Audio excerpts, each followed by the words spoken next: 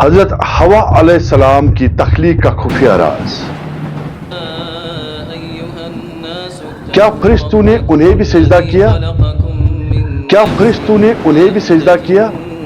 جو ذکر تمہاری زبان پر جاری کروا رہا ہوں، بہت سے راز پنہاں ہیں اس میں جو نااہلوں کو نہیں بتائے جاتے۔ نااہل پر عشق کا راز کھول دیا جائے تو وہ تم پر پلٹ آئے گا، اور پلٹ کر وہ تمہیں گروی رکھ لے گا۔ احمد و نصلی علی رسولہ الکریم، الصلاۃ والسلام علی سید المرسلین امام الانبیاء رحمۃ للعالمین۔ رب اشرح لی صدری ویسر لی امری واحلل عقدۃ من لسانی یفقہوا قولی۔ صوفی اسرار چینل میں میں شیخ حامد آپ کا خیر مقدم۔ حضرت حوا علیہ السلام کی تخلیق کا خفیہ راز۔ کیا فرشتوں نے انہیں بھی سجدہ کیا؟ ہم سب جانتے ہیں کہ اللہ نے حضرت آدم علیہ السلام کو مٹی سے بنایا اور فرشتوں کو انہیں سجدہ کرنے کا حکم دیا، لیکن کبھی آپ نے سوچا ہے کہ حضرت حوا کی تخلیق کیسے ہوئی؟ ان میں روح کب ڈالی گئی؟ اور سب سے بڑی اور حیرت انگیز بات، سب سے حیرت انگیز سوال، جب فرشتوں نے حضرت آدم کو سجدہ کیا تو کیا اس وقت حضرت حوا کو بھی سجدہ کیا گیا؟ آج صوفی اسرار میں ہم قرآن اور تصوف کی روشنی میں اس عظیم راز کا پردہ اٹھائیں گے۔ قرآنی حقیقت۔ لوگوں کا عام تصور یہ ہے کہ حضرت حوا کو بعد میں الگ سے بنایا گیا، لیکن قرآن ایک بہت گہرا راز بتاتا ہے۔ سورہ النساء آیت نمبر 1 سے 4۔ أيها الناس اتقوا ربكم الذي خلقكم من نفس واحدة وخلق منها زوجها۔ اے لوگو، اپنے رب سے ڈرو جس نے تمہیں ایک جان نفس واحدہ سے پیدا کیا اور اسی میں سے اس کا جوڑا حضرت حوا بھی پیدا کیا۔ قرآن میں نفس واحدہ، ایک ہی جان، ایک ہی روح کا ذکر ہے۔ حضرت حوا کوئی الگ مخلوق یا الگ ایگزسٹنس نہیں تھی، بلکہ ان کی تخلیق حضرت آدم کے وجود اور اسی نفس کے اندر سے ہوئی ہے۔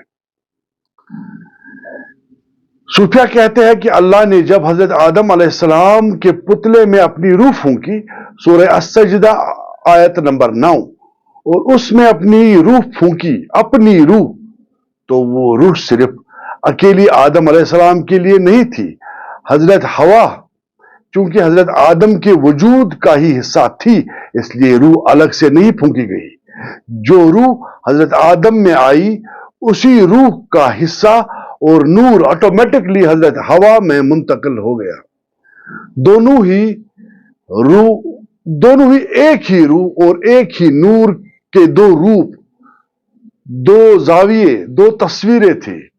ایک جلال تھا، میسکولائن انرجی، اور ایک جمال تھا، فیمینائن انرجی۔ تو یہاں سوال پیدا ہوتا ہے، کیا حضرت حوا کو بھی سجدہ کیا گیا؟ The mind bending twist. جب اللہ نے فرشتوں کو حکم دیا اسے سجدہ کرو، حضرت آدم علیہ السلام کو، تو فرشتوں نے صرف مٹی کے پتلے کو سجدہ نہیں کیا تھا، بلکہ اس روح، اس ڈیوائن سپرٹ کو سجدہ کیا تھا جو اللہ نے ان میں ڈالی تھی، کیونکہ حضرت حوا علیہ السلام اس وقت حضرت آدم کے وجود کے اندر ہی موجود تھی، ان کے نفس کا حصہ تھی۔ تو فرشتوں کا وہ سجدہ صرف آدم علیہ السلام کو نہیں، بلکہ حضرت آدم کے اندر موجود حضرت حوا کو بھی تھا، یعنی انسانیت کی ماں اور باپ دونوں ایک ہی وجود میں اس عظیم سجدے تعظیم کے حقدار بنے۔ شیخ محی الدین ابن عربی رحمۃ اللہ علیہ اپنی مشہور کتاب فصص الحکم میں فرماتے ہیں کہ اللہ کی تجلی، مینیفیسٹیشن، سب سے زیادہ مکمل اور خوبصورت شکل میں عورت یعنی کہ حضرت حوا اور ان کی بیٹیوں میں ظاہر ہوتی ہے۔ وہ فرماتے ہیں کہ مرد اللہ تعالیٰ کی تخلیق کا نمونہ ہے، لیکن عورت اس تخلیق کے اندر چھپی ہوئی محبت اور سکون کی علامت ہے۔ اس لیے قرآن کہتا ہے تاکہ تم ان سے سکون حاصل کرو۔ حوا کا مطلب ہی زندگی ہے، لائف ہے۔ آدم مٹی تھے، جب ان سے ہوا کو نکالا گیا تو وہ زندگی بن گئے۔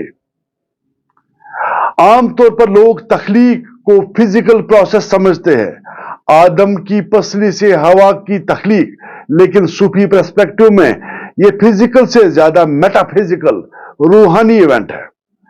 جب قرآن کہتا ہے کہ نفس واحدہ، تو اس کا مطلب صرف ایک جان نہیں بلکہ ایک ہی کانشیسنس ہے۔ جب تک حضرت حوا علیہ السلام کا وجود حضرت آدم علیہ السلام سے الگ نہیں ہوا تھا، تب تک ان کی روح، ان کا نور اور ان کی آئیڈینٹی حضرت آدم علیہ السلام کی روح کے ساتھ گل مل انٹیگلڈ تھی۔ اس لیے جب فرشتوں کو سجدہ کرنے کا حکم ملا تو انہوں نے انسانی حقیقت کو سجدہ کیا، جس میں اس وقت مرد اور عورت دونوں کا ایسنس موجود تھا۔ ایک مثال سے سمجھتے ہیں، سوچیں کہ ایک سفید روشنی ہے۔ یہ سفید روشنی اپنے اندر 7 رنگ رکھتی ہے، VIBGYOR۔ یہ 7 رنگ اس میں چھپے رہتے ہیں۔ سفید روشنی میں 7 رنگ چھپ کر رکھتی ہے یہ روشنی۔ جب سفید روشنی کو دیکھتے ہیں تو ہم سارے رنگوں کو ایک ساتھ دیکھ رہے ہوتے ہیں، کیونکہ سارے رنگ اسی سفید رنگ میں چھپے ہیں۔ حضرت آدم علیہ السلام اسی طرح وہ سفید رنگ کی طرح ہی اب سمجھے، حضرت حوا علیہ السلام اس سفید رنگ، اس روشنی کے اندر چھپے ہوئے وہ نور یا وہ رنگ ہے جو بعد میں ظاہر ہوئے۔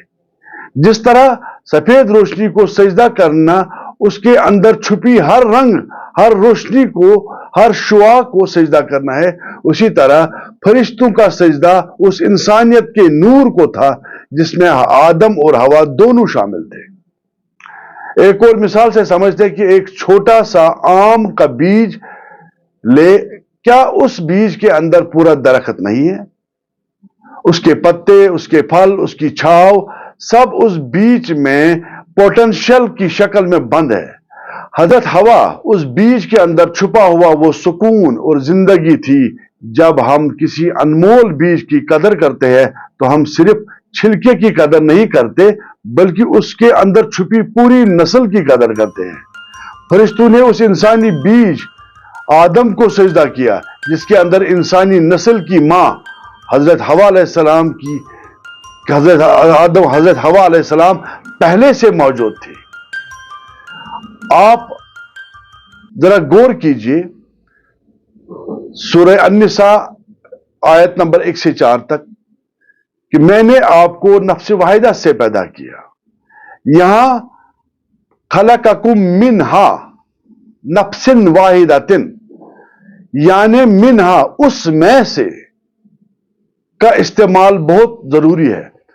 یہ ظاہر کرتا ہے کہ حضرت حوا علیہ السلام کسی ایکسٹرنل سورس سے نہیں بلکہ آدم علیہ السلام کی اپنی حقیقت سے نکلی ہے۔ سورہ الروم، تاکہ تم اس سے تسکین حاصل کرو، سکون حاصل کرو۔ اگر حوا علیہ السلام الگ ہوتی تو سکون کیسے ملتا؟ سکون تب ملتا ہے جب دو چیزیں مل کر واپس ایک ہو جائے۔ یہ وہی نفس واحدہ کی طرف واپسی ہے۔ تو اگلی بار جب آپ سوچیں کہ فرشتوں نے کس کو سجدہ کیا تو یاد رکھیں انہوں نے صرف مٹی کے پتلے کو سجدہ نہیں کیا بلکہ اس ڈیوائن سپارک کو سجدہ کیا جس میں ماں حوا کی ممتا اور بابا آدم علیہ السلام کی شجاعت دونوں ایک ہی روح میں پروئے ہوئے تھے۔ انسانیت کی ماں اور باپ کو الگ سمجھنا ہماری غلطی ہے، کیونکہ روحانیت کی نظر میں وہ آج بھی اس ایک ہی نفس واحدہ کا حصہ ہے۔ حضرت حوا علیہ السلام صرف آدم کی ساتھی نہیں بلکہ اس کی ہی نور کا دوسرا حصہ ہے جسے فرشتوں نے سجدہ کیا تھا۔ جب روح ایک تھی، وجود ایک تھا، تو مرتبہ بھی برابر ملا۔ اگر آپ کو روحانیت کا یہ ڈیپ پرسپیکٹو پسند آیا ہو تو صوفی اسرار کو سبسکرائب کرنا نہ بھولے اور اس ویڈیو کو ان لوگوں تک پہنچائے جو سچی روحانی وزڈم کی تلاش میں ہیں۔ باقی پھر ملیں گے اگر اللہ نے چاہا، تب تک کے لیے اللہ حافظ۔